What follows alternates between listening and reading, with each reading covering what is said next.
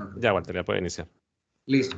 Bueno, muy buenas tardes, tengan todos. Bueno, me presento, ¿verdad? Mi nombre es Walter Fuentes y el día de hoy pues vamos a hablar un poco acerca de lo que es plasma, ¿verdad? Y algunos criterios físicos básicos que pues ocurren en su definición.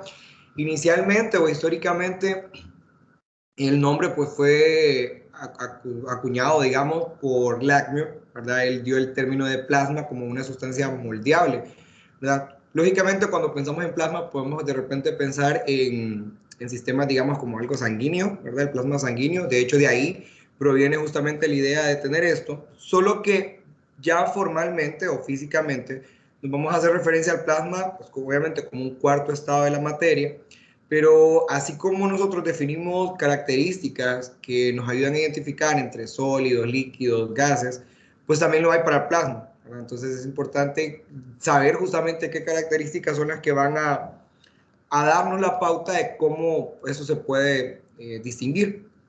Entonces la idea del día de hoy, trabajado ahí, pues es esto, ¿no? Primero, dar una definición de plasma, ¿verdad? Aparte, pues, va a ver algunos conceptos que van a ir relacionados justamente con esta definición, ¿verdad? Porque naturalmente, pues, como se pensó en aquel momento, se creía que los gases que eran ionizados, ya voy a entrar un poco más de detalle en eso, se pensaba que solamente eso era plasma, ¿verdad? O sea, usted tiene un gas, lo calienta y pues básicamente esta combinación de partículas cargadas con elementos neutros se creía que eso es plasma, pero en realidad pues, puede llevar mucho más. Y en este momento pues hay tres conceptos, digamos, que van a ir atados justo con esta definición y que nos van a dar una formalidad mayor para poder definir qué es plasma, ¿verdad? Y pues justamente dar como una especie de clasificación del mismo. Entonces, iniciamos con esto, ¿no? O sea, ¿cómo podemos visualizar el plasma? Para empezar, pues es una colección de partículas cargadas y estas se mueven libremente, ¿verdad? En esencia, pues por el hecho de que nosotros podemos ionizar materiales, ¿verdad? Podemos tener un gas y a este agregarle la suficiente energía de manera que dentro de su estructura, y pues podemos ver la imagen por acá, o sea, tenemos un gas, ¿ok? Donde de repente pues tiene sus átomos, ¿no? Y estos andan pues vagando un poco en el espacio. ¿Okay? Pero internamente en cada uno de estos átomos la estructura es neutra. Cuando nosotros agregamos energía y logramos superar justamente estas energías que ligan a los electrones con respecto al núcleo, podemos llegar a tener que un electrón salte de estos orbitales y se libere, ¿okay? Dejándonos entonces a nosotros partículas cargadas, en este caso electrones, alrededor de otros componentes que pues son los iones que en este momento tendrían carga positiva, dado que la estructura del átomo pues ha perdido un electrón, ¿no? Entonces se vuelve una partícula con carga positiva. Vemos que cuando nosotros tenemos este tipo de procedimientos, ¿verdad? Que ahí puse la palabra calentando, porque pues uno puede de repente hacerlo a través de aplicaciones de campos electromagnéticos. Obviamente, usualmente se usan de repente radiofrecuencias, ¿no? Ondas en radiofrecuencia para generar estos calentamientos, pero pues variará dependiendo de la aplicación o incluso del material que se quiera ionizar, ¿verdad? Entonces, en este caso, pues digo el término general calentando, ¿no? Como para dar una referencia que podemos tener una variedad de procesos. Llegamos a tener plasma cuando tenemos, pues, como dije, esta colección de partículas cargadas, ¿no? De tener iones y electrones moviéndose. Pero ocurre que, pues, de repente habrán otros sistemas en la naturaleza que también sea plasma y quizás no propiamente se vea así, como un gas que esté ionizado. ¿Okay? Entonces, dado que existen diversos sistemas, por esa es la razón de que se ha redefinido y que se ha buscado una nueva nomenclatura para lo que se va a catalogar como plasma. ¿Okay? Una característica muy importante que juega en un rol bastante claro en este procedimiento es la cuasi neutralidad que debe existir, dado que usualmente nosotros consideramos la misma cantidad o densidad de cargas positivas y negativas dentro del material que tenemos. En esto pues se puede jugar un poco, digamos, en cómo se interpreta, dado que pues nosotros podemos de repente ionizar un material, pero si ese material pues que tiene los iones positivos y están los iones negativos, podría ser que ellos mismos interactúen entre sí. Y al hacer esto pues vamos a ver que habrán efectos como de que pues de repente los electrones vuelvan a quedar incorporados dentro de la estructura de los iones generando que dentro de toda esa mezcla, aparte de tener electrones, aparte de tener iones con carga positiva, también tengamos neutros, o sea, que tengamos átomos que estén neutros porque su configuración ha vuelto a estar completa, es decir, han completado el octeto, ¿no? Para sus configuraciones. Entonces, esto da la idea de que nosotros pudiésemos tener un gas que esté parcial o totalmente ionizado, ¿ok? Entonces, si se fijan, hay como una, digamos, una necesidad de redefinir o de agregar más elementos que nos permitan a nosotros tener el concepto de plasma. Porque de momento, si yo digo que voy a tener un gas ionizado, podría ser que a la hora de que esté ionizado se ocurra alguna recombinación y al final siempre tener gas. Entonces, no estoy, digamos, como separando claramente entre qué voy a ver como plasma, ¿verdad? O qué voy a ver como un gas, ¿verdad? Porque puede ser que pase esto, ¿no? Que esté parcialmente ionizado. Pero igual podemos seguir catalogándolo en plasma. De hecho, las diferentes aplicaciones que se tienen para el plasma son las que más bien nos dan la pauta de cómo vamos a clasificarlo y cómo nosotros lo catalogamos, ¿no? ¿Verdad? Según el enfoque que quisiéramos dar. Algo bastante interesante de esto es que, bueno, cuando nosotros pensamos en plasma, pensamos en algo como que está hasta viscoso, ¿no? Y esto, pero en realidad no. La idea de haberle puesto plasma, como lo mencioné antes con Langmuir, es en esencia por el hecho de que es una sustancia moldeable. ¿Y moldeable en qué sentido? Pues bueno, que en este caso, dado que son partículas cargadas, estas pueden responder a campos electromagnéticos, y pues si es así, entonces habrá una forma, digamos, en cómo nosotros podemos describir o podemos mejorar el comportamiento de este estado, ¿no? Dicho esto, pues vemos y voy a hacer una distinción, digamos, en cómo se ven las estructuras internas de estos sistemas, ¿verdad? O sea, llámese cualquier sustancia que yo tenga, nosotros podemos ver que nos catalogamos la materia en general en ciertos estados de agregación, ¿verdad? Basados en la estructura atómica y molecular de la cual estén compuestos, ¿verdad? Como podemos ver en la imagen, para nosotros es bastante quizás ya común de hacer referencia a esto es un sólido, porque vemos la compactación de todas sus partículas y le damos, pues obviamente, propiedades de dureza, de algún tipo de elasticidad que puedan tener, ¿verdad? Pero esto va asociado a algo más interno, que en ese caso, como mencioné, eran estas estructuras moleculares. Si pueden ver abajo, ¿verdad? Aquí podemos ver, digamos, que cada uno de estos puntos azules representar alguno de nuestros átomos y las líneas pues serían estos enlaces, ¿no? Entonces, para un sólido nosotros sabemos de que los enlaces están ubicados de esta forma y hacemos la distinción de que es de un líquido o de un gas, digamos, con respecto al sólido, porque si nos vamos a la estructura molecular, vemos, por ejemplo, en el caso de los líquidos, interacciones pues un poco más con más separación, menos intensidad entre un elemento y otro, no, perdón, un átomo y otro, y así sucesivamente esto se va perdiendo. O sea, esa fuerza intermolecular que tenemos entre cada uno de los átomos se va debilitando cuando nosotros cambiamos de estado. Y estos cambios están justamente ligados con valores de temperatura, ¿no? Dado que pues a nivel muy microscópico o muy pequeño, pues esto representa pues justamente cambios en temperatura en la energía interna, ¿no? O sea, esto afecta directamente justamente esos puntos y por eso las estructuras cambian su estado de agregación, ¿verdad? Entonces cambian de estado a sólido, líquido, gas. Y lo usual y lo que hemos visto con la experiencia, pues es que para hacer un cambio de estos estados, nosotros ocupamos agregar energía, ¿ok? De ahí por eso que pusiera de repente ese como termómetro, ¿no? Para decir, ok, si lo visualizáramos así, ¿verdad? Poniéndolo como una especie de escala, diríamos que los sólidos son como muy fríos, ¿no? En el sentido de que su estructura está tan rígida y tan bien conformada que pues esa es la razón de por qué es un sólido, ¿no? Y a eso hacemos referencia con un sólido. Si nosotros empezáramos a agregar más energía, pues obviamente alteraríamos este sistema porque pues lograríamos de repente romper estos enlaces, ¿no? Superar estas interacciones que ya posee el material, de manera que llegáramos a tener un líquido. Y así pues poder agregar más energía sería llevémoslo a un gas. Y en nuestro caso, de manera global, si yo tengo un gas y a este gas yo le estoy agregando muchísima más energía, lo que voy a hacer es conseguir pues un plasma, porque voy a tener ahora, si se fijan, por ejemplo, en el gas, ahí pues están las nubes, ¿no? Como un ejemplo de esto, o el iris que nos rodea, podemos ver que las partículas simplemente andan, ¿no? Andan. Y en este caso, pues son átomos neutros los que tenemos ahí, no está nada ionizado. Pero una vez usted le agrega la energía suficiente, ¿verdad? Pues logramos entonces generar esto. ¿Cuál sería la estructura interna que yo vería en un plasma? Pues hiciéramos como un super zoom, ¿verdad? Para ver la estructura interna, en este caso, por ejemplo, de los rayos, pues vamos a poder observar esto, donde vamos a tener partículas cargadas positivamente, ¿no? Porque han sido resultado de la ionización, obviamente electrones que han salido de los orbitales, ¿no? Estos electrones de valencia en las últimas capas, y también elementos, si se fijan ahí, que esos puntitos amarillos que están ahí como representando los neutros que pudiesen estar, ¿verdad? Porque como dije, pues obviamente es como toda una sopa de todas estas partículas.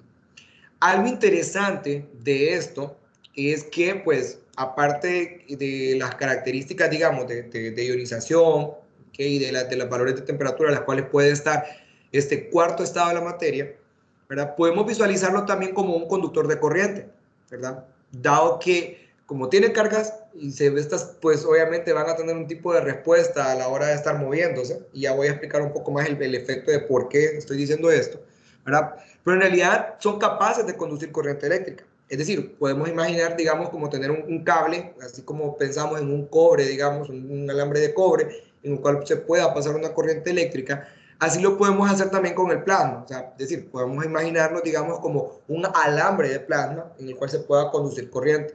De hecho, por ahí es donde provienen incluso algunos de las aplicaciones, ¿verdad? Sobre todo en la parte de fusión. Entonces se puede considerar justamente esto, ¿no? Como una ventaja el hecho de que sea un conductor de corriente eléctrica. Otra cosa importante que se debe de agregar en esta parte es que en nuestro universo, el 99% de la materia conocida que tenemos hasta este momento está en estado de plasma. Uy, ahí me falta una L. ¿Verdad? Está en estado de plasma. ¿Okay? Hasta el momento, ¿verdad? Obviamente, pues hay estudios de materia oscura, ¿verdad? Que de repente, pues si ya se lograra distinguir o hacer una caracterización completa, ¿verdad? De esto, pues obviamente cambiaría, ¿verdad? Porque ya pues ya no diríamos, el 99% es plasma, ahora habría que ver qué porcentaje tenemos, porque ya tendríamos otro componente como para describir estos espacios en el universo que desconocemos. Pero en general, digamos, pues nuestro universo está compuesto de esto, ¿no? Un 99% de eso. ¿Por qué razón? Porque, bueno, tenemos un montón de plasmas astrofísicos, ¿verdad? Ya sea pues desde el Sol, ¿verdad? El interior del Sol y de todas las estrellas, lo que tienen pues es plasma, ¿verdad? Dentro de ella, porque tienen un montón de electrones, tienen un montón de iones cargados, ¿okay? Donde hay demasiada temperatura y esto hará entonces que tengan esta consistencia, ¿no? Que, pues, que sean así, partículas cargadas moviéndose una alrededor de la otra, y pues ya se imaginarán el montón de cantidad de partículas que pudiésemos contabilizar, ¿no? En esto. Igual ocurre entonces con los otros tipos de objetos estelares, ¿verdad? Que pudiésemos tener. Por esa razón digo, el 99% de la materia conocida es plasma. Ahora, en la Tierra como tal, ¿verdad? No es que, para la verdad que nosotros los estados de agregación que más tenemos, pues están en sólido, líquido y gas, ¿no? Ahora, ¿sí tenemos ejemplos de plasma de manera natural en la Tierra? Sí, ¿verdad? Ya por ahí les mostré uno, ¿verdad? Los rayos son justamente esto, ¿no? Es plasma. ¿Por qué? Porque al final, pues, tenemos una diferencia de potencial, hay un campo eléctrico que se genera justamente en ese proceso, y esto lo que hace básicamente, pues, es hacer esa como ionización de todas las partículas cargadas, ¿no? Y justamente cuando ocurren estos fenómenos de ionización y recombinación, ahí hay una energía que empieza a liberarse, y es justamente lo que nosotros apreciamos, ¿no? Como un rayo, ¿verdad? Entonces, por esa razón digo, eso también es plasma. Las auroras boreales, por ejemplo, son otro claro ejemplo de plasmas naturales que pudiésemos tener en la Tierra, porque en esencia toda la radiación proveniente del Sol, pues viene, ¿no? Y lo que ocurre es esto, ¿no? Quedan como que inmersas en el campo magnético de la Tierra. Esto hace que tengan algún efecto de rebote, que de repente se concentren en algún punto, ¿ok? Y pues como tenemos una variedad de partículas cargadas que vienen, pues por ahí será la coloración incluso, ¿verdad? O que nosotros pudiésemos observar, ¿ok? Pero al final de cuentas también eso es plasma, por lo que he mencionado, ¿verdad? Porque cumple justamente con la idea de, ok, tenemos partículas cargadas que están básicamente dominadas por el campo magnético de la Tierra y puestas ahí, ¿no? ¿Verdad? Entonces eso nos ayuda, digamos, a distinguir el plasma con respecto a los otros tres estados. Ahora, tratar de describirlo ha sido todo un caos, digamos, es muy complejo.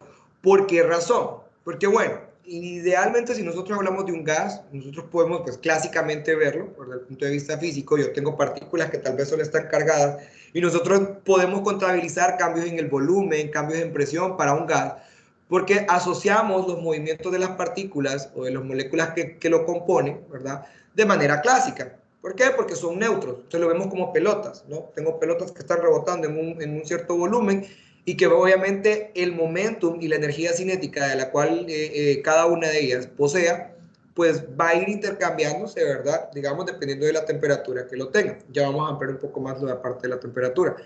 Pero en esencia, así es como visualizamos un gas. Pero, ¿qué ocurre entonces con el plasma? Ok, bueno, ¿qué pasa? Como tenemos partículas cargadas, nosotros de los cursos quizás de electromagnetismo sabemos de que cualquier partícula cargada que tengamos generará campos eléctricos. Si estas partículas están en movimiento, pues también generarán un campo magnético. Y obviamente, como esta interacción es una interacción de campo, pues no ocupan ellas, digamos, estar como colisionándose entre sí y tener ese contacto directo como para tener una acción con otra. Entonces, ¿qué ocurre? Por ejemplo, vean ahí, en esa imagen solo tengo ahí, pues, digamos, estos puntitos verdes siendo los electrones, las partículas positivas o los iones representadas con rojo, ¿no? Y esa cruz. Pero ¿qué ocurre?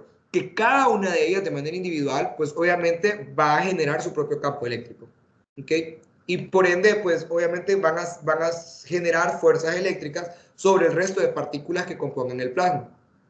Ya entonces vemos cómo las mismas partículas del mismo sistema pueden actuar sobre las otras. En este caso, pues sería como acelerándolas, ¿no? Dado este campo eléctrico que tiene. Pero si la partícula cargada se mueve, pues nosotros también ya sabemos de que una partícula en movimiento y que esté cargada va a generar un campo magnético. Y obviamente este campo magnético pues va a afectar al resto de partículas. O sea que aparte de haberse afectadas por el campo eléctrico, se están viendo afectadas también por el campo magnético generado. Y esto más, podríamos tener incluso campos electromagnéticos externos que afecten nuestro sistema. Entonces, esa es la razón por la cual de repente el estudiar el plasma no ha sido quizás tan fácil de describir, porque pues obviamente es muy complicado si lo tratamos de ver como con las n partículas que pudiesen estar en mi sistema. Y sobre todo porque las interacciones que se tienen pues son un tanto complejas justamente por lo que acabo de mencionar, ¿no? Por esta interacción de campos sobre una y el resto, ¿no? ¿Okay? Entonces, esto lo vuelve un poco difícil, pero a pesar de que se vea todo rebelde, ¿verdad? Que se vea como que, ok, ¿qué está pasando con este montón de partículas cargadas? En realidad podemos dominarlo. Y en la Tierra pues se ha hecho mucho avance hasta el día de hoy con esta parte, ¿verdad? Porque podemos confinarlo. Idealmente, bueno, nosotros podemos ver de repente algunos tipos de confinamiento que se puede hacer con el plasma, ¿verdad? Por ejemplo, el plasma que está en el Sol, vamos al interior del Sol, tiene un confinamiento inercial producto de, obviamente, los efectos gravitatorios que se dan en ese sistema, ¿verdad? Mencioné el caso de las auroras boreales. Ahí hay un confinamiento de plasma, ¿verdad? Y ese confinamiento es producto de un campo magnético. ¿Por qué? Porque como tenemos partículas cargadas y que van a estar en movimiento, ¿no? Y que van a estar interactuando una con otra y otra y otra y otra, entonces podemos confinarlas porque estas van a responder a nuestros campos electromagnéticos.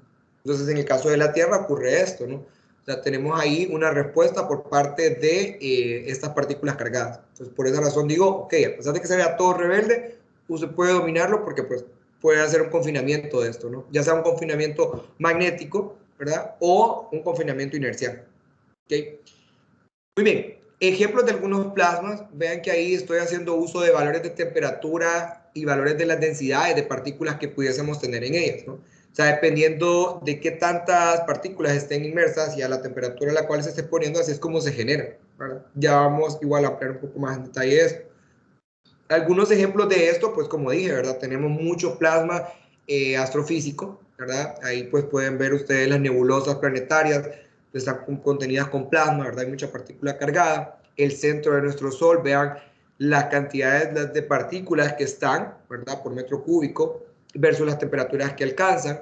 Incluso la corona solar, vean que aquí igual podemos mencionar incluso esto, ¿no? Ven que en el centro del Sol hay muchas partículas cargadas, es muchísimo más denso, ¿verdad? Por lo tanto, pues es un poco más caliente, ¿verdad? Una temperatura más alta. ¿ok?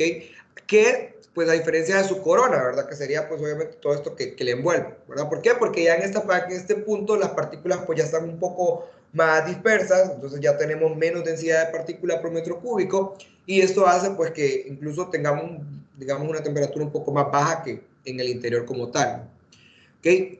Algo interesante, por ejemplo, acá es que, por ejemplo, la llama, o sea, si usted va y, por ejemplo, puede irse como para una excursión o encender una antorcha o el hecho de simplemente agarrar un encendedor y dar ignición, la llama que nosotros vemos como tal también puede considerarse como plasma, ¿verdad? ¿Por qué? Porque cumple justamente estos procesos, ¿no? De repente generar ionización sobre el material que está en combustión. Entonces, en este caso, eso también puede verse como plasma. ¿Okay? Pero si se fijan, hay diferentes ejemplos, digamos, que nosotros podemos dar y por esa razón, como dije antes, es importante saber o distinguir con qué voy a caracterizar yo mi sistema para decir, ok, lo que tengo aquí es plasma, ¿verdad? Aquí en esta imagen incluso se muestran ahí, vean, en esta parte de acá, los confinamientos magnéticos que se hacen por fusión, ¿verdad? Que en este caso es lo que se está trabajando con bastante auge, ¿verdad? Para generar fusión nuclear. Y pues aquí habrán dispositivos que nosotros pues ya tenemos nombres específicos, ¿verdad? Que es el tokamak y el accelerator, de dispositivos de confinamiento magnético. ¿Hay dispositivos de confinamiento inercial en la Tierra? Sí, ¿verdad? Estos se utilizan unos láseres para estar como haciendo colisión sobre partículas cargadas y que estas permanezcan ahí dentro de un solo sistema, pero es muy, muy complicado, digamos, como de todavía reproducir justamente ese efecto, ¿verdad? Pero igual se está en proceso de estudio. ¿Okay? Muy bien, nuestro plasma, ya una vez que hemos mencionado algunos ejemplos y que hemos descrito, digamos, de manera general, sabemos que él a su vez es fuente de varias cosas, ¿verdad? Primero, pues en esencia de electrones y de iones cargados, ¿verdad? Porque pues es de lo cual está constituido. Pero dado que son partículas cargadas, presentan una variedad, digamos, de actividades a nivel electromagnético. Por ejemplo, una de ellas es que pues emiten radiación y al emitir radiación pues una de las opciones con la cual lo hace es con radiación UV, ¿verdad? Producto justamente de estos fenómenos de ionización y de saltos de electrones en orbitales. Pues también tenemos luz visible, de hecho la coloración que nosotros vemos pues es producto de esto, ¿verdad? Porque estamos ionizándolo. De ahí que aparezcan las utilidades de las luces de neón, ¿no? Que al final de cuentas también esto es plasma, ¿no? Entonces tiene gas y lo está ionizando. Incluso pues estas luminarias que ahora se utilizan pues en esencia también funcionan así, con plasma, ¿verdad? ¿Okay? Muy bien, aparte de eso también nos permite a nosotros tener esto, tener algún tipo de radical, algún componente químico, dado que pues, dado como tiene un componente electromagnético y cierta cantidad de energía, entonces nos puede permitir que dentro de su mismo sistema tengamos sustancias ahí que de repente tengan como que el arranque de alguna de sus componentes y quede todo el radical. Sobre todo en la parte de orgánica esto funciona bien, ¿no? Y otra característica, pues como dije, como son partículas cargadas, pues también genera sus propios campos, ¿verdad? Y ahí que aparezcan entonces algunos otros tipos de campos, como campos estacionarios, HF o MW, ¿verdad? Y sobre todo, pues también tener un poco de radiación dada por calor, ¿verdad? Porque pues obviamente también tenemos partículas que están colisionando y en esencia, pues esto podría tener aumentos de temperatura, ¿verdad? Y que pudiésemos nosotros contabilizarlo como energía térmica. Muy bien. Una vez que hemos descrito esto, me interesa ahora hablarles acerca de algunos parámetros que son importantes en las definiciones justamente del plasma. Pues es vital, digamos, el concepto de temperatura. Nosotros sabemos de la teoría cinética molecular, ¿verdad? De gases que conocemos, que microscópicamente la temperatura en realidad se define como esa medida promedio de la energía cinética translacional que tengan las partículas, ¿verdad? Si pensamos en un gas, pues obviamente podemos ahí incluso como que hacer una estimación de las distancias o el camino promedio que estos van a seguir, dado que es algo totalmente aleatorio, ¿no? Pero ocurre que pues cada una de ellas, ¿verdad? Pues va a tener algún tipo de movimiento, tendrá una energía cinética asociada, que haya su movimiento, pero cuando nosotros consideramos las n cantidad de partículas, entonces promediamos estos valores de energía cinética que están teniendo cada uno de los componentes que tiene. Y a ese promedio de energía cinética es el que vinculamos con la temperatura. Y esto es sumamente importante porque nosotros no podemos hablar, digamos, de la temperatura de un electrón, ¿verdad? Esto carece de sentido si lo vemos así, porque en realidad lo estamos viendo de manera global, ¿verdad? Ya estamos tomando como que un referente al de hablar de temperatura como ese promedio de todas las partículas que estén involucradas. Entonces, por esa razón que es importante saber esta distinción, ¿verdad? De la cantidad de energía que vamos a poseer y que pues está asociada con la energía cinética con la cual se trasladan las partículas cargadas y también pues obviamente los neutros que pudiesen estar en el sistema. Recordarles que la temperatura es una cantidad escalar, ¿verdad? Entonces obviamente esto va a tener un efecto importante, digamos, en cómo nosotros caracterizamos nuestro plasma, ¿ok? Muy bien. Mencionando esto de la temperatura, la primera clasificación que nosotros le hacemos al plasma es identificar en un plasma no térmico y un plasma térmico. ¿Por qué? Porque pues en esencia, si se fijan, como mencioné antes, nosotros promediamos, ¿no? Promediamos la energía para poder hacer relación y hablar de la temperatura, ¿ok? Pero pues obviamente como vamos a tener, pues si lo pensamos, ¿verdad? Podríamos tener electrones, iones con carga positiva, pues en realidad la masa de cada uno de ellos variará. Por lo tanto, yo puedo hablar de una temperatura asociada a los electrones y una temperatura asociada a los cationes, en este caso, ¿no? A los iones con carga positiva, que son obviamente mucho más másicos que los electrones. Entonces, esto me permite a mí hacer esta distinción entre un plasma no térmico y un plasma térmico. ¿Ok? En este caso, vean por acá, un plasma térmico pues será aquel en el cual la temperatura de los electrones sea mucho mayor que la temperatura de los iones. ¿Ok? Entonces, cuando tenemos eso, y ahí pues podemos ver el gráfico, ¿no? Que eso ocurre de repente cuando tenemos presiones bastante bajas o tengamos este efecto. Yo tengo tal vez un gas, lo estoy ionizando, pero de repente succioné, digamos, partículas, ¿no? Para poder generar baja presión. Entonces, yo puedo generar un plasma ahí y ese sería un plasma no térmico. ¿Ok? A diferencia de que de repente cuando podemos ir aumentando la presión, ¿verdad? Que tengamos en el sistema, pues ocurre que llega un punto en el cual la temperatura tanto de los electrones y de los iones pues se vuelve igual, ¿verdad? Por eso vean que la línea después se une, ¿verdad? Se une. Cuando tengamos eso vamos a hacer referencia a eso como un plasma térmico.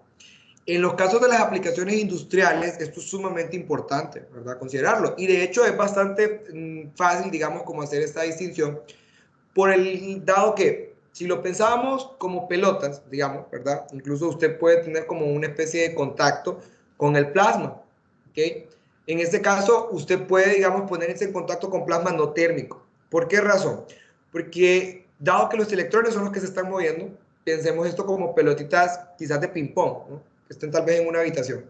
Estas pelotitas pues pueden andar rebotando, pueden tener muchísima más energía comparado con una pelota, digamos, como de fútbol, ¿no? O de baloncesto, que tal vez tendría un volumen mucho más grande. Pero si la partícula cargada, en este caso el electrón, ¿okay? Tiene una temperatura mucho más alta que la pelota de baloncesto, por ejemplo, vamos a ver, de béisbol sería, ¿no? Entonces, ¿qué pasaría acá? Usted tiene una pelota de ping-pong, pero pues bueno, que tenga una pelota de ping-pong y que le pegue, por ejemplo, en su mano, pues no le va a hacer tanto efecto, digamos, por esa interacción de momentum que tendríamos, ¿no? Y en este caso, pues como son las que están más energéticas, por tener un pues, mayor grado de temperatura, tendrán mayor cantidad de energía cinética promedio, ¿ok? Entonces, pero eso no se ve como un efecto tan fuerte, digamos, a comparación de un plasma térmico, porque pues en el plasma térmico pues imagínense ahí, ya tienen, ok, pelotas de ping-pong y pelotas de baloncesto que tienen la misma cantidad de energía cinética promedio, por tanto van a tener un momento muy similar y esto pues lo que va a llevar es que imagínense una pelota con una super velocidad toda extrema, ¿no? Entonces ya después sería un efecto pues mucho más grande, a diferencia de si es una pelotita, a pesar de que tenga una velocidad muy alta, pues tal vez el momentum o la transferencia que tenga pues va a ser baja, ¿no? Entonces en este caso eso nos ayuda a tener una distinción clara. Así que, por ejemplo, en el laboratorio usted puede estar en contacto con plasma, sí, pero asegúrese de que sea un plasma no térmico, ¿verdad? Para que no tengamos este efecto ahí de que se vaya a quemar justamente por tener un plasma térmico. ¿Okay? Muy bien.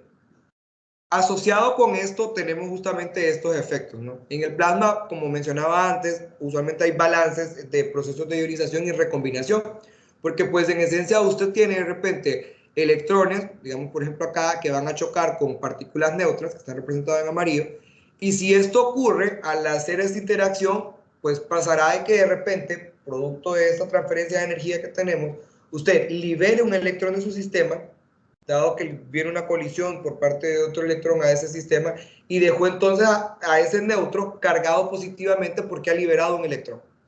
Pero puede ocurrir también de que, pues, como tiene toda una sopa de partículas, que venga otro electrón y choque con el ion que acaba de formar, y pues ese electrón quede atrapado dentro de esa estructura y vuelva a tener un neutro.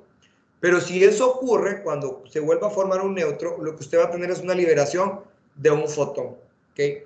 De ahí entonces que provenga justamente la luminiscencia que nosotros podemos asociarle al plasma, ¿no?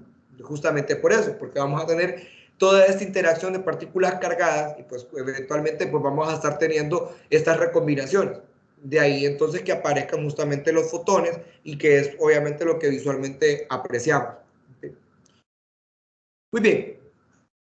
Aquí no voy a entrar en detalle, digamos, de cómo se genera esta ecuación, que es la ecuación de Saja, ¿verdad? Pero en realidad, pues esta ecuación nos permite a nosotros tener como qué tanto está ionizado un material, ¿verdad? En este caso, pues algún gas, qué tan ionizado esté, y pues para nuestro caso, pues será para el plasma, ¿no? Dado que partimos del hecho de que incluso es muchísimo más fácil ionizar un gas que estar ionizando un sólido, ¿no? Entonces, obviamente, por estos efectos de temperatura y de energía interna que tendríamos que superar. Entonces, la ecuación de Saja, si se fijan, pues aquí hay una relación entre N, que representa las densidades, ¿no? Las densidades de iones y las densidades de neutros que pudiésemos tener en el sistema. Entonces, al hacer esa comparativa, vean que depende incluso de la temperatura, como pueden ver acá, incluso en la parte exponencial, ¿ok? Y también, pues, depende de sí mismo, ¿verdad? De los valores de las densidades de los elementos ionizados que tengamos, ¿verdad?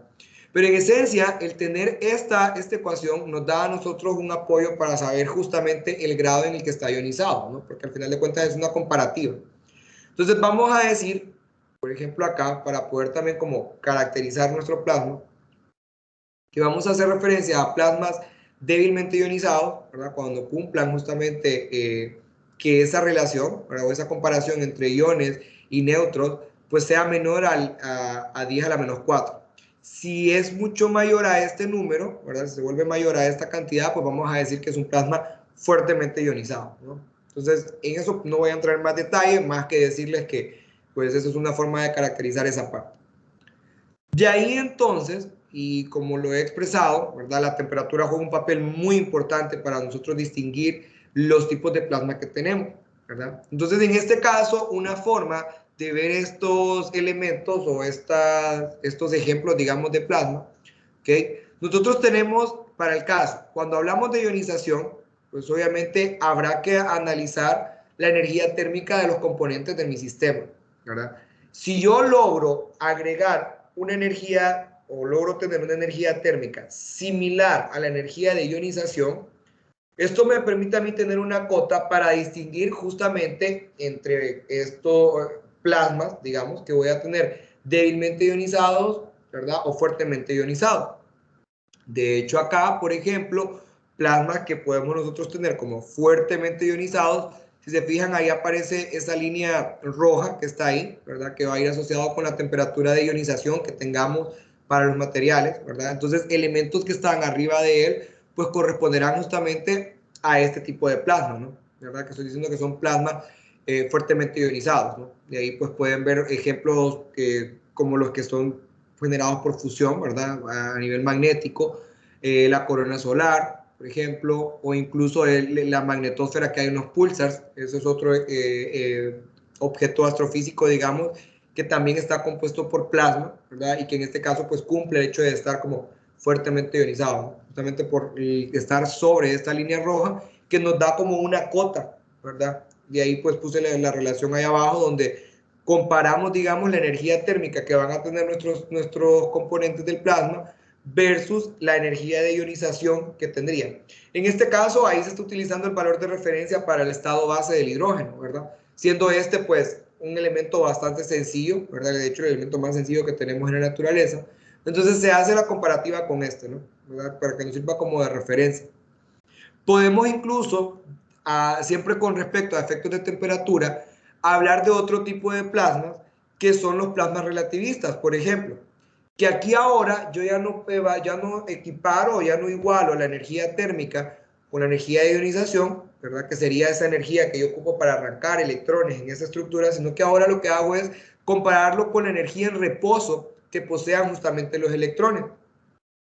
Resultará entonces que vean aquí esta línea punteada, ¿no? Que está como a escalas de millones de temperaturas, ¿no? Que está aquí en electron volt, ¿ok?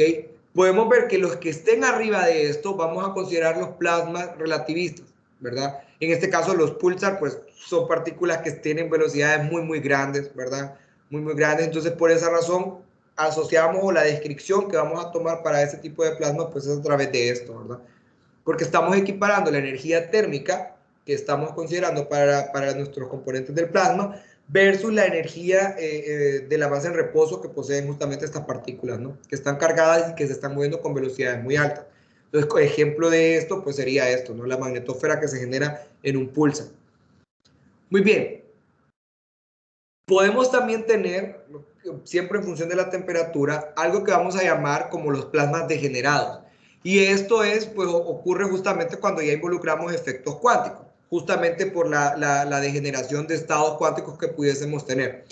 Para estos casos ocurre que hay una descripción importante, ¿verdad? Y es aquí donde aparece, digamos, algo sumamente bueno en el sentido de ampliar lo que vamos a hacer referencia por plasma. ¿Por qué? Porque tenemos nosotros electrones, ¿verdad? Que pues son fermiones y lo vemos a nivel cuántico, ¿verdad? Y estos cumplen con la distribución de Fermi, ¿ok?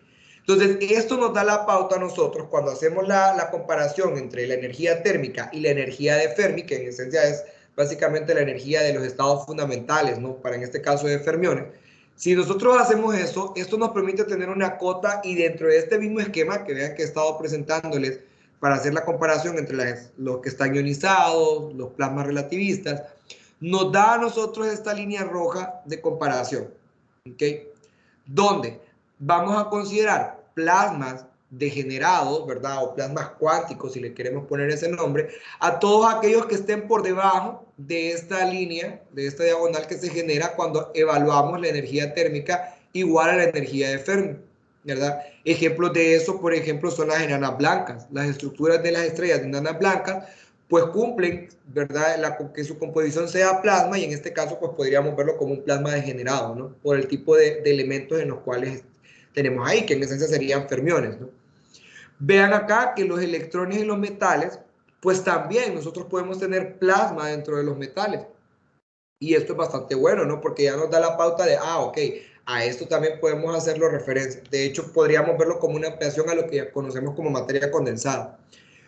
Los que están por arriba de esto, pues por eso lo puse aquí como aclaración, ¿verdad? Si la energía térmica supera mucho la energía de Fermi, pues aquí dejamos de utilizar la distribución de Fermi y pasamos a la distribución de Boltzmann, ¿no? Entonces, para hacer esta descripción, que serían los que cumplen, pues, estar acá, ¿no? ¿Okay?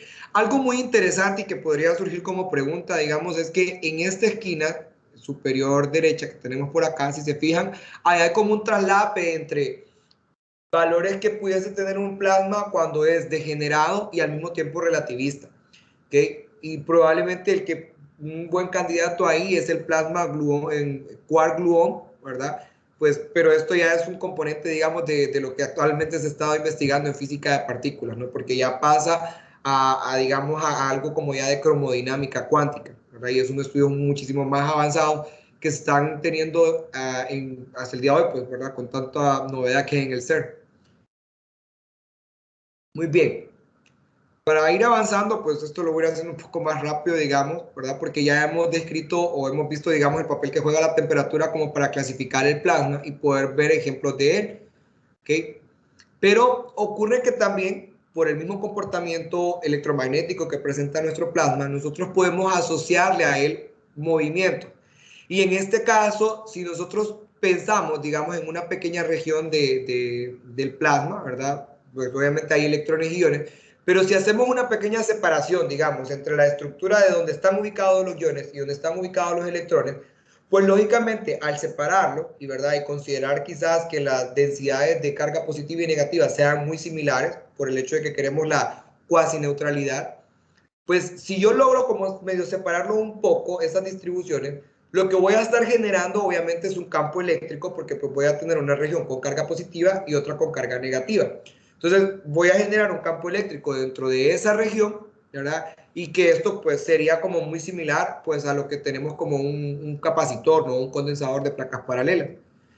De nuestros cursos quizás de electromagnetismo, sabemos nosotros que la magnitud de ese campo estará, o podemos calcularlo, digamos, con la densidad de carga, ¿okay? Por área entre ese epsilon sub 0, ¿verdad? Que es la permitividad del espacio vacío.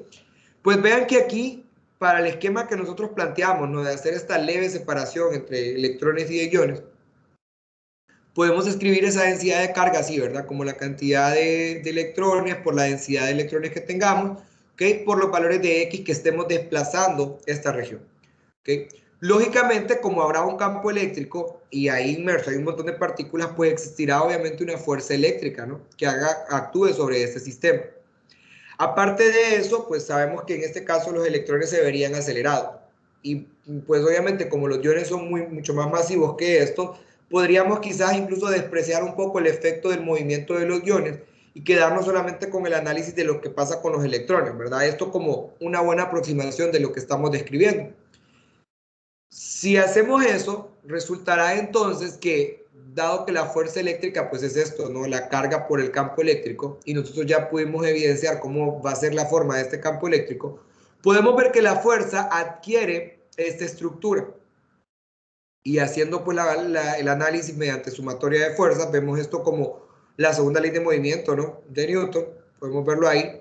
De donde entonces llegamos a la conclusión de que lo que se observa por acá, si se fijan, corresponde justamente a la descripción que tenemos para un oscilador armónico. Entonces, de manera natural, vemos que dentro del plasma, las partículas cargadas que tenemos, pues están describiendo estos movimientos oscilatorios uno con respecto al otro. ¿Okay? De ahí entonces que nosotros podamos, digamos, como adjudicar una frecuencia del plasma, porque naturalmente él va a tener este movimiento oscilatorio, ¿okay? Y es un oscilatorio armónico por el hecho de que tengamos elementos masivos y otros que son superlivianos, ¿no? Que en este caso son los electrones. Pero vean que en este caso esa frecuencia depende, ¿verdad? Solo de la densidad que tengamos de electrones en este caso, ¿verdad? Eso es importante que lo mencionemos. De ahí, pues, aquí presentarles un esquema de más o menos cómo se vería, ¿verdad? Lo de la región. Vean, lo que he dicho es como separamos un poco las densidades de cargas negativas, cargas positivas, pues en esencia, obviamente, en el centro estará, pues, toda esta combinación de ellas. Y por tanto, pues ahí hemos generado nosotros ese campo eléctrico, ¿no? El que hemos mencionado antes. La estructura entonces de esta frecuencia, ¿verdad? Podemos verlo así como una frecuencia angular, ¿verdad? Asociada a estos movimientos oscilatorios, pues se puede ver de esta forma. ¿Ok? Y pues por relaciones que ya hemos nosotros quizás aprendido, ¿no? En un curso de física general, pues podemos asociar también un periodo, ¿no? De oscilación a estos movimientos, ¿verdad? Medido ahí bajo esta cantidad. Muy bien. ¿Por qué es muy importante la frecuencia del plasma? Porque pues para generar nosotros plasma ocupamos de repente obviamente ionizar. Y como mencionaba, una forma de ionizar tal vez gases es a través de mandarle quizás radiofrecuencias, por ejemplo, o mandarles ondas electromagnéticas para que pues se logre ionizar. Conocer la frecuencia del plasma a nosotros nos ayuda para saber con qué intensidad o con qué valor de frecuencia debería de ir modulada esa onda electromagnética que yo le voy a hacer incidir al plasma, ya sea porque quiera, digamos, como que alterar el estado como tal o porque quiera generarlo, ¿verdad? Porque quiera generar una descarga. Entonces es importante conocerlo, porque ocurre que si el sistema que usted está mandando, como una onda electromagnética para que actúe sobre el plasma, si ese sistema posee una frecuencia menor que la frecuencia del plasma como tal, pues usted no le va a hacer nada, ¿verdad? Porque en esencia lo que va a hacer es que va a llegar y ¡puf! Se le va a rebotar, ¿verdad? Porque el mismo plasma pues va a hacer que no le permita la propagación, ¿ok?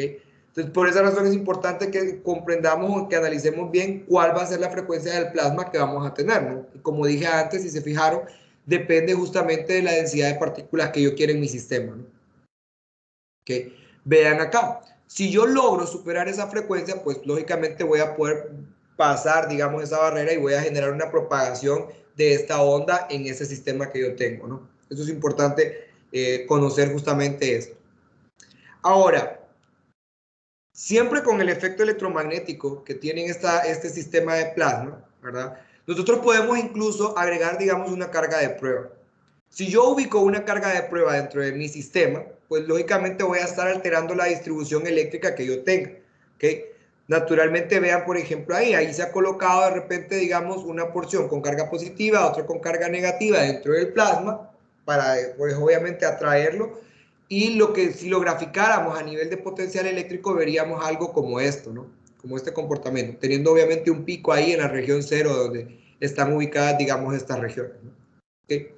Ahora bien, si yo quiero saber qué pasa con el potencial eléctrico que ya tenía mi configuración, ¿verdad? De lo que tenía, y le agregué mi carga de prueba y quiero saber qué pasó con esto, podemos remitirnos a la ecuación de Poisson, ¿verdad? En este caso lo puse solo en una dimensión, ¿verdad? Pensando en que es una manera bastante rápida de visualizarlo, por un efecto que va a surgir de manera natural en el plasma y que incluso nos da el parámetro para poder nosotros como cuantificarlo. ¿Okay? Vean que aquí aparece la ecuación de Poisson. En esencia, pues lo que tenemos por acá es el laplaciano de mi potencial, ¿verdad? Pues son las segundas derivadas, ¿no? De esa función. Y de este lado, en la ecuación de Poisson, lo que aparece son las densidades de carga que yo tengo en mi sistema, ¿verdad? Que en esencia, si se fijan, ahí tengo la de los iones y la de los electrones, ¿verdad? Y he sacado como la carga fundamental, ¿no? Como el equivalente de esto, ¿verdad? Tanto por la parte positiva como la negativa. Vamos a asumir o vamos a poner de que si la densidad en un punto muy lejano, pues lo vamos a llamar así, ¿verdad? Entonces podríamos decir que en el caso de los iones, que son los que están como más estáticos, ¿no? Dentro de mi configuración, pues que se ve así, ¿no? Como muy alejado de lo que pues, está ocurriendo, ¿verdad? Entonces nosotros podemos vincularlo de esta forma. Aquí mismo podemos ir asociando, digamos, funciones de distribución que van a estar dadas para ver o analizar el comportamiento, en este caso, pues, del potencial, ¿no? A nivel de potencial eléctrico. Vean que aquí analizamos una comparativa de las energías, vean que hay una parte de la energía cinética y ahora se le agrega a esta función de distribución la energía potencial eléctrica que surge justamente de tener mi carga de prueba versus el potencial que yo tenga inicialmente en el plasma, ¿no? Si hacemos algunos procedimientos, de hecho, por cuestión de tiempo voy a saltarme un poco, pero me interesa mencionar lo siguiente. Cuando nosotros integramos sobre todo esa función de distribución, porque queremos ver el comportamiento de las densidades de carga, ¿verdad? Incluso el efecto que van a tener sobre ese potencial, llegamos a este término, ¿verdad? Llegamos a este término. Integrando justamente esa función, reescribiendo en la ecuación de Poisson, llegamos a esta expresión, de la cual vean que aquí tenemos este exponencial. Lo que está dentro de este exponencial es una relación, si se fijan, entre la energía potencial y la energía térmica. ¿Okay? Entonces, si esa relación es mucho menor a 1, vamos a decir de que el efecto de haber ingresado una partícula cargada dentro del plasma fue muy pequeña, ¿verdad? Y esto pues generado porque tal vez el tiempo en el que interactuaron era muy corto y pues ellas no llegaron a comunicarse entre sí. Nos permite a nosotros matemáticamente poner una restricción y aplicar series de Taylor para hacer una expansión y quedarnos con los términos lineales, ¿verdad? De ahí entonces que nosotros podamos definir una nueva cantidad, la vamos a llamar lambda sub d, ¿verdad? Que va a tener este esquema, que en esencia pues es como, digamos, de la misma ecuación diferencial que tenemos ahí, reestructurarlo, así como hacemos cuando tenemos algún sistema oscilador, ¿verdad? Que sacamos ahí la estructura de la frecuencia angular, pues aquí vamos a renombrar eso como lambda sub d. Este lambda sub d, ¿verdad? Se llama longitud de Debye. Y esa longitud es justamente la medida que nosotros tengamos de lo que vamos a llamar apantallamiento o blindaje. ¿Por qué razón? Porque inicialmente en una estructura, ¿verdad? En un componente, en algún gas, nosotros podemos ver alguna interacción de Coulomb entre las partículas cargadas que tengamos. Pero lo que va a ocurrir es que cuando tengamos plasma, el plasma en general lo que va a tender a hacer es a generar un apantallamiento de los campos eléctricos que nosotros tengamos en ese sistema. Es decir, vean acá la diferencia entre la línea punteada, que sería la interacción de Coulomb, y el efecto nuevo que va a tener ahora con respecto al potencial cuando usted ingresa partículas cargadas dentro del plasma, ¿verdad? Dado que como tenemos ya una suma de campos electromagnéticos ahí, pues obviamente el efecto que va a tener el plasma sobre esto es que va a tener un apantallamiento, es decir, una reducción en cuanto a este comportamiento eléctrico. De ahí entonces que nosotros tengamos, si se fijan, este decaimiento exponencial por parte del potencial eléctrico, que normalmente sabemos que decae, ¿verdad? Con el inverso de la distancia de separación que tengamos entre cargas. Y vean que ese decaimiento pues es generado justamente por ese exponencial, ¿no? Este exponencial que aparece aquí. En este caso, phi sub 0 pues sería obviamente el potencial eléctrico, digamos, sin que tuviésemos ese nuevo ingreso de carga, ¿no? A mi sistema, que no hubiese ese apantallamiento. Pero cuando lo hay, entonces aparece justamente este decaimiento, ¿verdad? Con respecto a la parte exponencial. Muy bien, ahí pues entonces agregué el cuadro, digamos, como para marcar diferentes tipos de los plasmas que tenemos, ¿no? Según la longitud de Debye que va a poseer en cada uno de las estructuras, ¿no? Por ahí pueden ver la magnetósfera, cómo está, la ionosfera, ¿verdad? Que también es una región donde hay plasma, las llamas, los glow discharge, que es en esencia estas descargas luminiscentes que podemos tener en tubos, por ejemplo, incluso con los reactores termonucleares, ¿verdad? Que están generándose para fusión, también, ¿verdad? Podemos hacer nosotros el cálculo de esta longitud y vean el tamaño, ¿verdad? Cómo va disminuyendo, ¿verdad? Las dimensiones que vamos a tener para tener ese apantallamiento, ¿verdad? Generado propiamente por el plasma.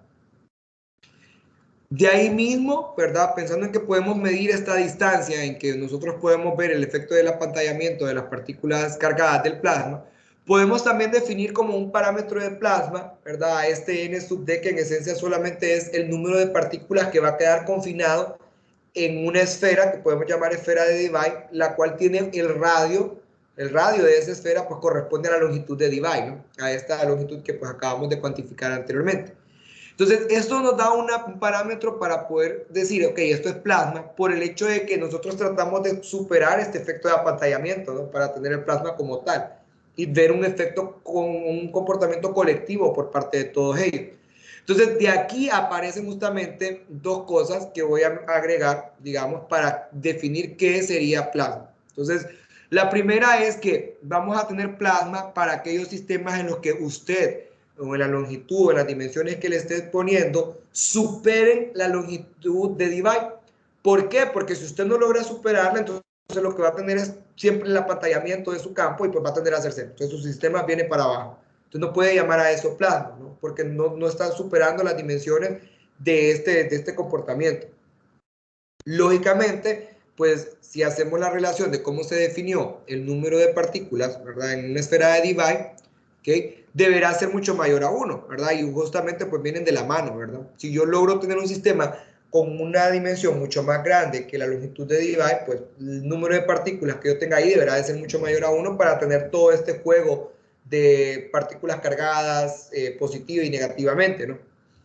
Y lo otro, ¿verdad? Que va asociado acá, porque son tres criterios que tenemos para definirlo, sería la relación que debe de existir entre la frecuencia del plasma y el tiempo de interacción que se tenga entre partículas, ¿no? Las colisiones que pueden ir frecuentándose ahí, ¿verdad? Porque una cosa, como vimos antes, es la frecuencia del plasma, ¿verdad? La frecuencia que podemos asociar al plasma, y lo otro es el tiempo de respuesta que va a tener uno con una partícula con respecto a la otra, ¿no? Dado que como están todas inmersas, pues lógicamente el espacio en el que esté confinado o el espacio en el que esté predispuesto le dará la pauta de qué tan rápido sea que colisione una con otra, ¿verdad? Entonces nosotros para poder asegurar de que eso es plasma lo que tenemos, pues debemos de contabilizar ese producto de la frecuencia del plasma versus el tiempo de interacción o de tiempo de colisión que se tenga con las partículas cargadas, ¿verdad? Ahí pues agregué que nuevamente, ¿verdad? El término original lo introdujo Langmuir, pero pues a ese término, casi como lo definió él, hasta el día de hoy, pues hemos hecho algunos cambios, ¿verdad? Y en este caso hemos establecido, digamos, estos criterios, ¿verdad? Para poder generar y decir que esto es plasma. De ahí entonces que aparezca justamente una nueva nomenclatura, ¿verdad? Es decir, yo puedo hablar de ahora de sistemas, por ejemplo, en los metales, ¿no? En los metales, en materiales semiconductores. Yo puedo hablar de estados ligados que se pueden de repente romper, dejar huecos y en estas porciones de energía tener plasma, ¿verdad? ¿Por qué? Porque cumple lo que hemos mencionado antes. Podemos ir hablando de una longitud de Debye asociada, del número de partículas que yo pueda tener dentro de la esfera que tenga ese radio, y de la interacción, obviamente, o la frecuencia que se tenga en esos sistemas, ¿verdad? Viéndolo microscópicamente. Igual como mencioné antes, ¿verdad? Dentro de estos plasmas degenerados con efectos relativistas, pues uno de los candidatos a esto pues podría ser el plasma de quark-gluon, ¿verdad? Pero como dije, esto pues proviene de la cromodinámica cuántica, ¿verdad? Y es un estudio bastante extenso, muy complejo, digamos, en el hecho de que pues se ocupa, y es lo que ha estado trabajando, digamos, la gente en el CERN, ¿no? Con estos super experimentos con escalas de temperatura muy altas, ¿verdad? Pero que en esencia, pues hasta ahí pues, incluso podemos ver el plasma. ¿Y por qué podemos incluirlo ahora? Por lo que acabamos de decir, ¿no? Que tenemos que cumplir estos 3 criterios. Muy bien, pues con esto cerraría. Espero que haya servido pues un poco, ¿verdad? De conocer ese fabuloso mundo e invitar pues que participen, digamos, en estos procesos de divulgación, ¿verdad? Para que tengamos, pues, no sé, más desarrollo científico. Y pues dado que esta área está en auge, digamos, y que hay muchas cosas que investigar, pues sería bastante bueno tener más colaboración. Listo. No sé si tienen alguna pregunta. Sé que fue un poco rápido. Si alguno tiene una pregunta, pues solo levanta la mano y le activo el micrófono, o la puede hacer por el chat.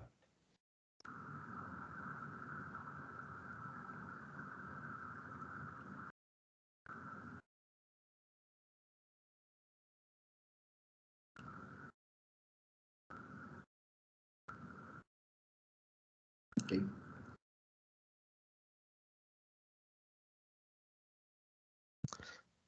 Bueno, parece que no hay preguntas. Bueno, agradecerle a Walter por su charla e invitarlos a los demás a la siguiente charla que va a ser el próximo jueves, donde tendremos de invitado a Marvin Santos de la Universidad de Puerto Rico. Gracias a todos por su participación. Que pasen feliz día. Gracias, nos vemos.